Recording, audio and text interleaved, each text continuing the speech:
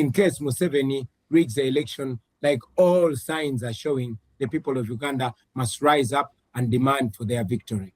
Bobi Wine joins us live now from Kampala. Alright, tuyinza okumubuuza akatambi ako nkagyewa wetwogerera saawa zineno dakiika nga 4 saawa emu mabega. His Excellency Robert Kyagulanyi babadde bamukyaziza ku mukutu ogukyasinze amaanyi mu nsi yonna, omukutu ogumanyikiddwa nga CNN. Guno mukutu by the way abasinga temugumanyi naye ng'ogwo mukutu His Excellency osobola omuyita Donald Trump, the President of the United States of America, abasajja nga ba Elon Musk gye basiibako. Olunaku olwaleero His Excellency Robert Kyagulanyi bamukyaziza biki boogedde ngenda kubeera nga hambi kutemera tubinyonyoke tugambe ono ye President Uganda gwe yeetaaga saawa zino oba nedda, naye nga tetunagendayo nyongera okujjukiza vidiyo eno naddala banankyukakyuka badde mbasaba mugimpereka like oba omaze subscribing aho wegatte ku mukutu gwaffe guno. Kale katandikireo ku introduction ya His Excellency Robert Kyagulanyi. Bannange atandise introduction n'omusajja oba omukazi omuzungu yabadde mu interviewing n'asooka atyamu n'agamba bannange ono ng'omwana muto anaasobola okubeera nga afuga eggwanga lino naye gye byakomekeredde ng'atidde mu njago sokowulirize. Of state. But also it is clear that the people of Uganda are standing firmly behind the forces of change that I am leading. So we are challenging Museveni first and foremost to remove any iota of doubt to the world, especially in the international community, and to remove all the pseudo-legitimacy that he lies the international community with. And therefore, the people of Uganda will be able to fight for their rights while the world will stand with them. That is why we're running again. In 2021, you contested the results. You talked about the fact that the results were essentially all but guaranteed. Alright, ndowooza namu bwenyini amuwulidde thinking capability ya His Excellency Robert Kyagulanyi, so omuyita the President of Uganda to be, ndowooza ku Lwokuna bajja kubeera nga bamulangiridde dda nti no ye President wa Uganda. Oyinza okiwakanya naye keyboard yo si yange. Olunaku olwaleero we bamaze okubeera nga bamubuuza ku introduction yaani ne bamwegezaako kubeera nga bamugamba nti no agenda kuwangula batya nga mu Kampala oba mu Uganda saawa zino wetwogere saawa zino institutions ez'enjawulo naddala poliisi amagye gonna gaawambibwa dda. Bamugambye nti ogambe nti byawambibwa kati osuubira batya bigenda kubeera nga bikuyamba batya. Ko His Excellency Robert Kyagulanyi n'abaddamu n'abagamba nti ye tabalinako obuzibu nabo banyigirizibwa ogenda kumubuuza batya. The voting was rigged. You contested the results, but obviously it didn't lead to any meaningful outcome. Talk to us about what you have learned this time around. What are some of the lessons that you learned from the last time you ran? Robert Kyagulanyi olunaku olwaleero neera bazemu ne bamubuuza ekibuuzo basinga buli tukyebuuza lwaki akomawo ng'ate yatugamba atagenda kudda. His Excellency Robert Kyagulanyi n'avaayo n'abagamba nti no waba tagenda kudda kitegeeza abalemereddwa, kitegeeza ki abaana bonna abaafa mu kalulu akawedde ababalekulidde, kubanga mujjukire bulungi nti no His Excellency Robert Kyagulanyi he is not on a mission to be the President of Uganda. He is on a mission to change the people of Uganda, their thinking capability, their economic status, financial status. Bingi nnyo byagenda okubeera nga akyusa. Njagala kusooka owuliriza eno but tumale tweyongereyo. In 2021, I remember interviewing you then. What lessons have you learned from them that you're applying now, Bobby? First and foremost, we've learned that dictators might not go with the first or second or third push, but eventually they fall if we don't give up. We have learned that we have to devise various means of communication, but most importantly, we've learned that we have to send back the responsibility to the population.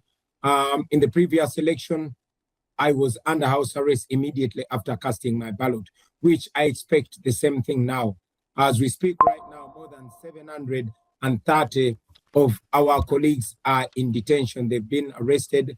Many are abducted and are missing. Some have been killed, but we are pushing on. But again, this time, we don't anchor it on an individual. We don't anchor it on myself. Yes, I'm the presidential candidate. Yes, I'm the leader.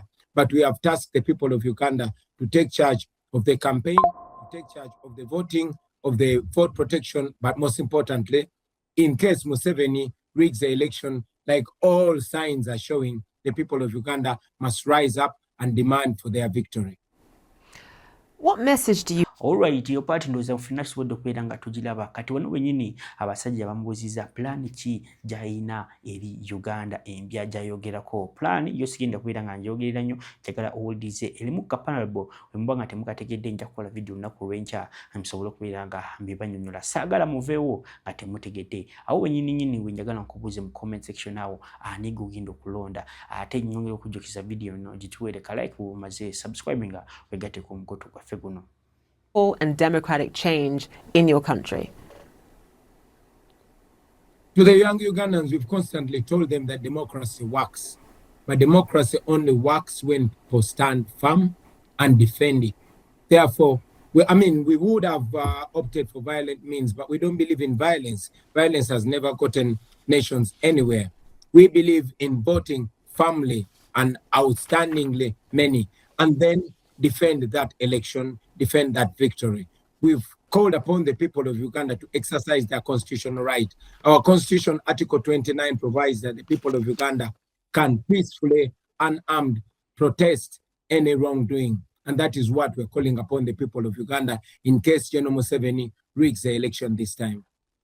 Obviously, campaigning, Bobi, is very different from governing. Just in terms of your plans, I mean, what can you share with us if you ever were to reach the top job in Uganda? What would you share? What can you share about your plans in terms of tackling the economic hardship that has plagued the young people of Uganda, in terms of tackling corruption, which is obviously a massive issue as well, in terms of uniting Ugandans across ethnic lines? What would be your priority, Bobi, from day one?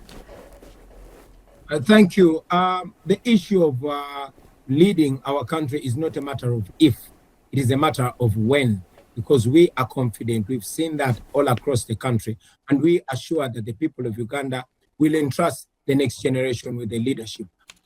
Back in the day, our problems were three: ignorance, disease, and poverty. But now our problem can squarely be circled into one: corruption, massive corruption, which has been institutionalized, which has been turned into a currency and as a way of living and a way of staying in power. We want to crack down on that corruption when we take power. But most importantly, we also want to re-empower the institutions of state, and end the state capture, ensure that the judiciary and the legislature are independent and can check the executive.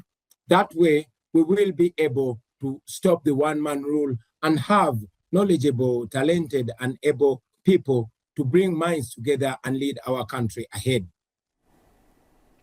Bobi Wine, live for us there. Thank you so much for joining us again ahead of the elections in your country. Bagamba nti abantu tebalina tambula mu kkubo bajje ku venue naye bw'otunula eri ekkubo lyonna lisibye abantu bakwatidde eside ne side obusajja tebubakkiriza kujja wano. Bw'otunula ku bizimbe eri